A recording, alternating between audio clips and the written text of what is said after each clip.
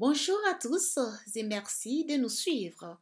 Bienvenue dans Newsday International sur AT Communication pour plus de vision professionnelle.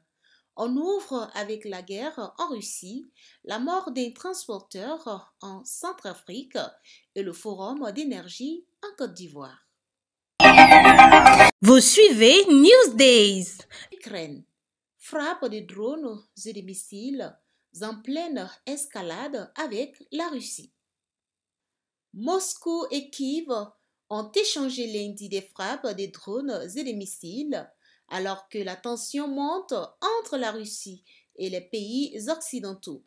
Plusieurs responsables russes, dont le président Vladimir Poutine, ont notamment évoqué le recours possible à l'arme nucléaire après que Kiev a frappé des cibles militaires avec des missiles longue portée américains et britanniques.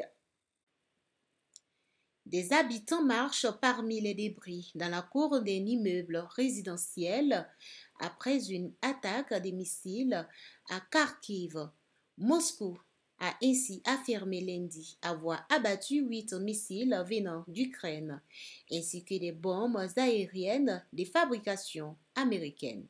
La défense aérienne a abattu 8 missiles balistiques, 6 bombes aériennes guidées JDAM de fabrication américaine, ainsi que 45 drones, a indiqué le ministère russe de la Défense, qui n'apporte aucune précision sur le type de missile ni sur les cibles. Vous suivez Newsdays. On poursuit avec la COP 29, un accord financier jugé insuffisant par les pays du Sud-Afrique. Après 2 semaines de négociations et 2 jours de prolongation, la COP 29 a pris fin dimanche. Les quelques 200 États réunis à Bakou, en Azerbaïdjan, se sont mis d'accord sur un accord financier pour aider les pays du Sud à faire face au changement climatique, mais le montant négocié, 300 milliards de dollars, est jugé très insuffisant pour les pays pauvres. Également au sommaire, l'Union européenne a décidé de rappeler son ambassadeur au Niger pour consultation, une décision qui fait suite à un audit lancé par le Niger sur une opération humanitaire de l'UE.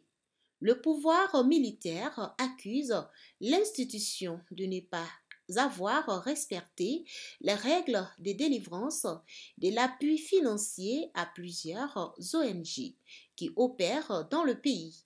Un appui qui, selon les autorités, aurait été délivré sans leur consultation.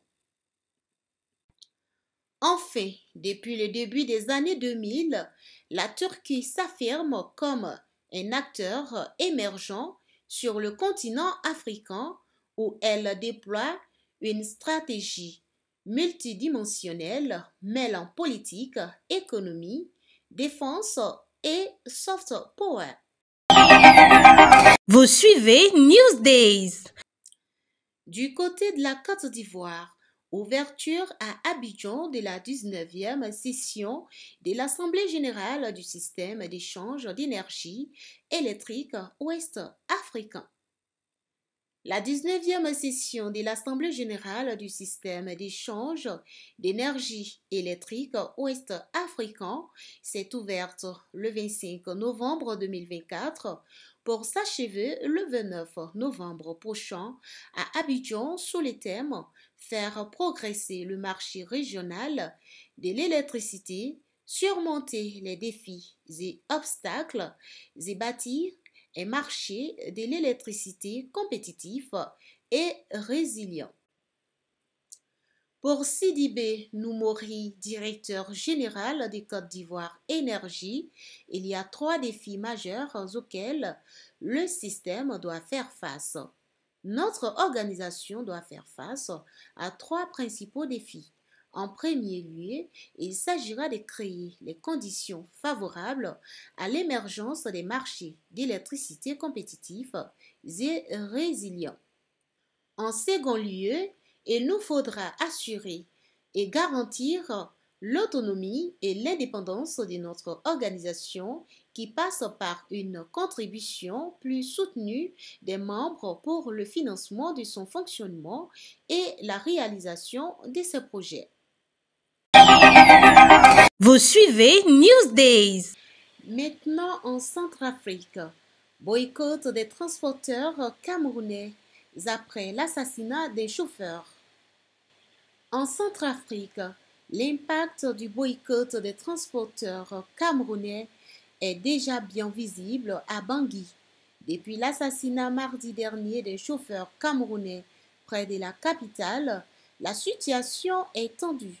Ce meurtre a paralysé le trafic sur le corridor vital entre les deux pays, plongeant les commerçants dans le désarroi et poussant la population à appeler les autorités à réagir avant que cela ne devienne ingérable.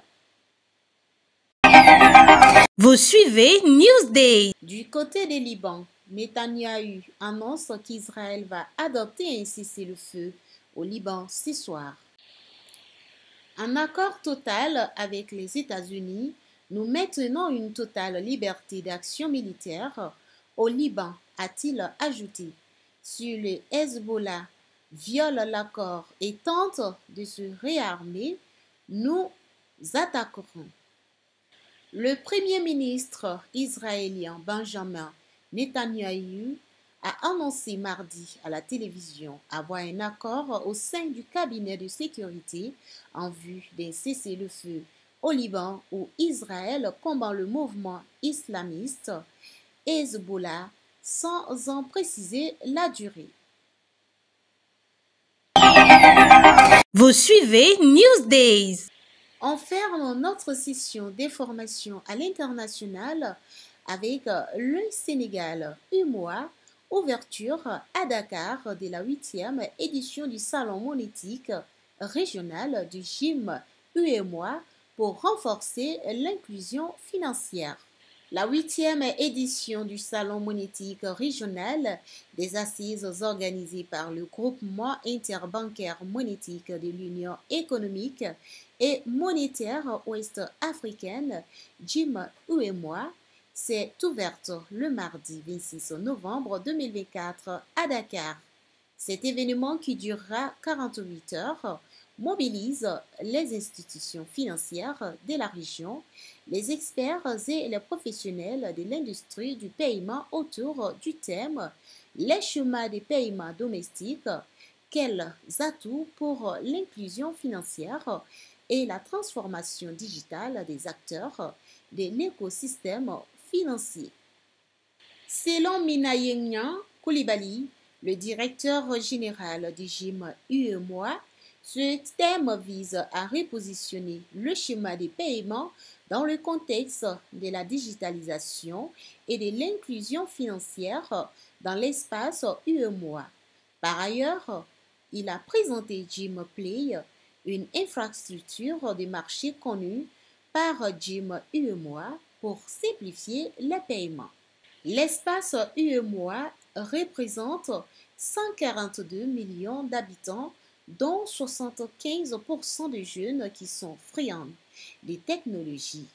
Le monde est devenu un village planétaire. Les habitudes des consommateurs s'uniformisent. Le consommateur est devenu très puissant.